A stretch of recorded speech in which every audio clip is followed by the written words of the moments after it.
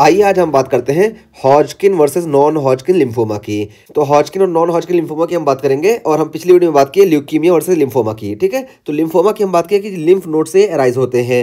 तो देखिए ये हॉजकिन और नॉन हॉजकिन लिम्फोमा ये है और इसके एग्जाम्पल्स देखिए सारे ये हैं। ठीक है, तो ये हमको भी शुरू से बहुत कन्फ्यूजन होती थी कि हॉजकिन और नॉन हॉजकिन क्या होता है और हमेशा हम कन्फ्यूज रहे और बाद में जाके ये चीज़ क्लियर हुई। लेकिन हम आपको आज ही क्लियर कर देना चाहते हैं कि हॉजकिन और नॉन हॉजकिन क्या होते हैं, किस बेसिस पे इनका क्लासिफिकेशन किया जाता है। ठीक, तो ये ओरिजिनेट कहाँ से होते हैं ये सब हम बता देंगे। तो सब पे देखिए सब जितने टाइप के होते हैं टाइप आखिर सारे तो लिम्फ नोड से ही राइज होते हैं, तो फिर अलग अलग टाइप के क्यों है, ये सारी चीज़ जो है सारा आपका कॉन्सेप्ट जो है अभी हम आपको थोड़ी देर में क्लियर करके बता देते हैं। तो देखिए इसमें ये हॉजकिन और नॉन हॉजकिन देखने से पहले हम बताएं कि ये ओरिजिनेट कैसे होते हैं। तो यहाँ पे देखिए हम बताए थे कि ये हमारा लिम्फोब्लास्ट है और लिम्फोब्लास्ट में देखिए यहाँ पे ये बी सेल लीनिएज है, या टी सेल लीनिएज है और ये नेचुरल किलर सेल लीनिएज है, तो इन्हीं से बनते हैं। तो देखिए पहले यहाँ पे प्री मेच्योर बी सेल बनते हैं। ठीक है, तो यहीं इसी लीनियर की हम बात कर रहे हैं। तो ये देखिए इसमें जो पहले सेल बनते हैं प्रो बी सेल बनते हैं, फिर उसके बाद प्री बी सेल बनते हैं, फिर इमेच्योर बी सेल बनते हैं, ये सारे बनते हैं। फिर ये जो होते हैं इसको हम बोलते हैं इमेच्योर बी सेल। ठीक है, तो ये तीनों को हम इमेच्योर बी सेल बोलते हैं और ये इमेच्योर बी सेल फिर देखिए कन्वर्ट होते हैं नेटिव बी सेल में और फिर ये नेटिव बी सेल ये लिम्फ नोड में जाते हैं। कुछ तो यहाँ चले जाते हैं एपोटोसिस में, तो देखिए कुछ की एपोटोसिस हो जाती है और मोस्टली की एपोटोसिस हो जाती है, लेकिन कुछ चले जाते हैं हमारे लिम्फ नोड में। और फिर लिम्फ नोड में यहाँ पे देखिए ये लिम्फ नोड हमारा है और लिम्फ नोड में देखिए कई जोन होते हैं। हम बता दें ये देखिए इसको, ये जो बीच वाला ये एरिया है इसको हम बोलते हैं जर्मिनल सेंटर और ये देखिए ये वाला हिस्सा जो है इसको हम बोलते हैं प्री जर्मिनल सेंटर। ठीक है, तो प्री जर्मिनल सेंटर इसको हम बोलते हैं और इसको हम मेंटल सेलुलर लेयर भी बोलते हैं। तो दो नाम इसका हो गया, प्री जर्मिनल सेंटर या मेंटल सेलुलर लेयर। और ये वाला जो हिस्सा होता है इसको हम बोलते हैं पोस्ट जर्मिनल सेंटर और इसको हम मार्जिनल जोन भी बोलते हैं। और ये देखिए जर्मिनल सेंटर में दो जोन होता है, ये एक डार्क जोन होता है और ये एक लाइट जोन होता है। तो ये हम लिम्फ नोड की बात कर लिए। अब देखिए क्या होता है, हम यहाँ से फिर से आए तो देखिए ये इमेच्योर बी सेल जो होते हैं ये नेटिव बी सेल में बने, फिर ये नेटिव बी सेल कुछ चले जाते हैं एपोटोसिस में और कुछ चले जाते हैं ये लिम्फ नोड में। तो लिम्फ नोड में जब जाते हैं तो यहाँ पे देखिए ये प्री जर्मिनल सेंटर में जाएंगे और यहाँ पे देखिए मेंटल सेल कहलाते हैं, मेंटल सेलुलर लेयर में होते हैं। और उसके बाद फिर ये देखिए ये चले जाते हैं डार्क जोन में। तो डार्क जोन में जब आते हैं तो इसको हम बोलते हैं सेंट्रोब्लास्ट। फिर डार्क जोन से क्या होता है, फिर ये चले जाते हैं हमारे लाइट जोन में। तो लाइट जोन में जब आते हैं तो इसको हम बोलते हैं सेंट्रोसाइट। अब जब लाइट से यहाँ जोन में आए, अब लाइट जोन के बाद देखिए इसमें क्या होता है कि दो फेज होता है, एक तो ये प्लाज्मा ब्लास्ट का फॉर्मेशन करते हैं और प्लाज्मा ब्लास्ट फिर प्लाज्मा सेल का फॉर्मेशन करता है। ये हम पढ़ चुके हैं कि ये प्लाज्मा सेल जो होता है ये एंटीबॉडी का प्रोडक्शन करता है। लेकिन ये जो सेंट्रोसाइट्स पोस्ट जर्मिनल सेंटर में चले जाते हैं यानी मार्जिनल जोन में चले जाते हैं, ये क्या करते हैं यहाँ से देखिए मेमोरी से बी सेल का फॉर्मेशन करते हैं। तो ये हम पूरा बता दिए कि बी सेल का फॉर्मेशन कैसे होता है। यहाँ से यहाँ नेटिव सेल से एपोटोसिस भी हो सकती है और यहाँ से ये चले जाते हैं मेंटल सेल में और यहाँ मेंटल सेल फिर यहाँ पे देखिए सेंट्रोब्लास्ट का फॉर्मेशन करता है, फिर सेंट्रोब्लास्ट ये सेंट्रोसाइट्स का और फिर सेंट्रोसाइट्स ये देखिए प्लाज्मा ब्लास्ट का और प्लाज्मा ब्लास्ट प्लाज्मा सेल का, ये एक फेज हुआ। और दूसरा ये सेंट्रोसाइट ये मार्जिनल जोन में चले जाएंगे, मार्जिनल सेल बनाएंगे और फिर यहाँ से ये मेमोरी बी सेल बनाएंगे। तो ये नॉर्मल कंडीशन में हुआ। लेकिन अब हमको ट्यूमर कहाँ से देखने को मिलता है, तो देखिए ट्यूमर हमको यहाँ पे भी देखने को मिलता है और यहाँ पे जब हमको हाइपर प्रोलिफरेशन देखने को मिलता है, इन कंट्रोल प्रोलिफरेशन, तो इसको हम बोलते हैं प्रीकर्सर बी सेल ALL। ठीक है, तो प्रीकर्सर बी सेल ALL हम इसको बोलते हैं, या तो प्री BLL बोलते हैं। ठीक है, तो प्रीकर्सर बी सेल ALL और इसमें अच्छा प्री BLL ये वाला जो होता है मोस्ट कॉमन होता है। तो ये हम एक्यूट लिम्फोइड ल्यूकेमिया के टॉपिक में बात की है कि यहाँ पे होते हैं इमेच्योर सेल प्रोलिफरेट होते हैं। फिर ये इमेच्योर सेल देखिए जब नेटिव सेल में जाते हैं, फिर नेटिव सेल से देखिए यहाँ पे एपोटोसिस होती है। लेकिन कभी कभी क्या होता है ये नेटिव सेल में ना ये क्लोनल प्रोलिफरेशन होने लगता है। तो यहाँ पे देखिए ये मेच्योर सेल बन गए, अब ये मेच्योर सेल में क्लोनल प्रोलिफरेशन होता है तो इसको हम बोलते हैं क्रोनिक लिम्फोइड ल्यूकेमिया। तो हमारा ALL भी पता चल गया, ALL यहाँ मेच्योर सेल से बनता है और CLL ये हो गया।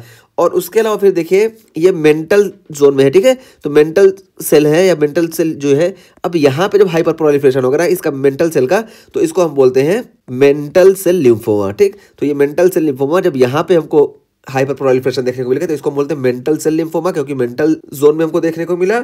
और उसके बाद फिर देखिए यहाँ पे जब डार्क जोन में जाते हैं तो डार्क जोन से देखिए यहाँ पे जब हाइपर प्रोलिफरेशन देखने को मिलता है तो इसको हम बोलते हैं diffuse large B cell lymphoma या बर्किट्स लिम्फोमा। तो यहाँ से हमारे diffuse large B cell lymphoma या बर्किट्स लिम्फोमा ओरिजिनेट होते हैं। और उसके बाद फिर देखिए ये सेंट्रोब्लास्ट से जब ये सेंट्रोसाइट में जाते हैं यानी लाइट जोन में जब जाते हैं तो यहाँ पे भी ट्यूमर ओरिजिनेट होते हैं और इसको हम बोलते हैं फॉलिकुलर लिम्फोमा। ठीक है, तो ये फॉलिकुलर लिम्फोमा हमारा यहाँ आ गया, इसको हम लिख देते हैं।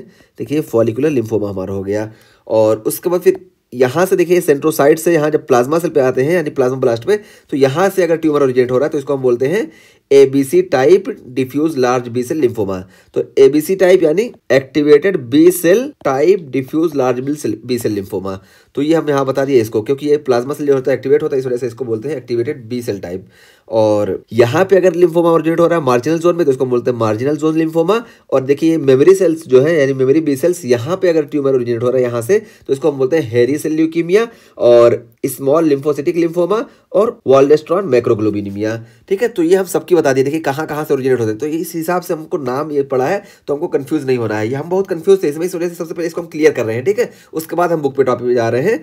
तो ये चीज़ हम क्लियर कर दिए। और ये जितने भी हैं मोस्टली हम यहाँ पे जितने बात किए ये सारे नॉन हॉजकिन लिम्फोमा है। अभी हम उस पर भी आते हैं। तो ये सारे हो गए। अब देखिए क्या होता है कि हॉजकिन लिम्फोमा क्या होता है।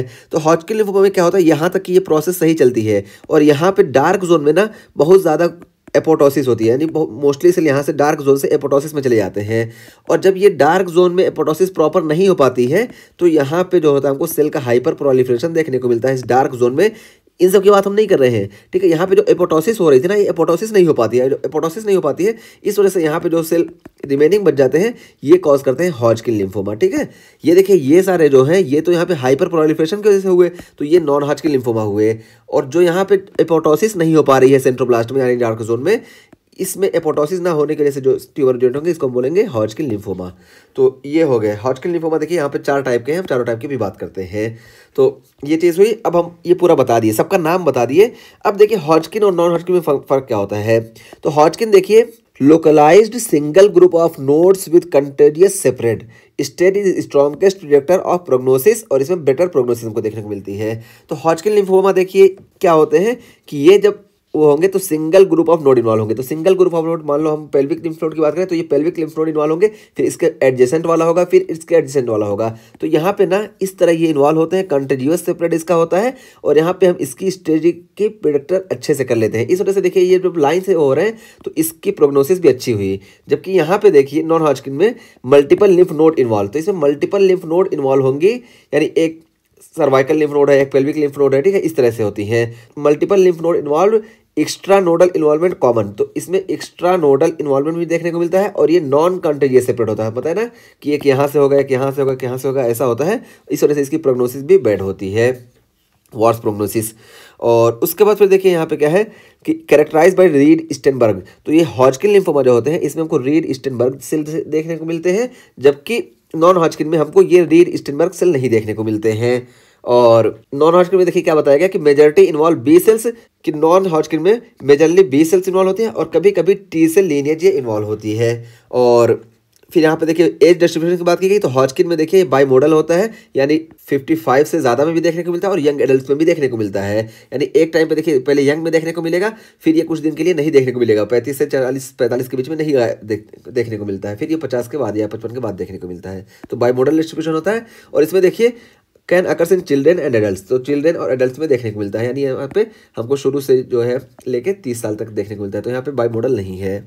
और यहाँ पे एसोसिएट होता है ईबीवी से, और ये देखिए may be associated with auto immune disease and viral infection, जैसे एचआईवी है, ईबीवी है और एचटीएलवी है, human T cell lymphotropic virus, तो ये इससे एसोसिएट होते हैं। ठीक है, तो यहाँ पे देखिए सिर्फ ईबीवी से था और यहाँ पे इनका, तो इतना सारा हमको ये फ़र्क हम यहाँ बता दिए। और सबसे पहली बात है कि हम यहाँ पे ओरिजिन बता दिए। ठीक है, तो ओरिजिन कैसे कैसे होती है, तो यहाँ पे देखिए हम जितने की बात की ना मोस्टली जो है हमारे ये नॉन हॉजकिन लिम्फोमा है। सीएलएल की बात ही अलग कर दें हम। ठीक है, और यहाँ पे देखिए ये मल्टीपल माइलोमा, इसकी भी बात हम अलग कर दें। बी सेल के इसके अलग से बात किए। ये देखिए ये diffuse large B cell lymphoma, Burkitt's lymphoma, ये मार्जिनल जोन लिम्फोमा और ये फॉलिकुलर लिम्फोमा, ये सारे हमारे नॉन हॉजकिन लिम्फोमा है। तो हम सबकी ओरिजिन बता दिए, और ओरिजिन और नॉन हॉजकिन और हॉजकिन में फ़र्क क्या है ये हम बता दिए। ठीक है, अब उसके बाद फिर हम बात करेंगे हॉजकिन लिम्फोमा की।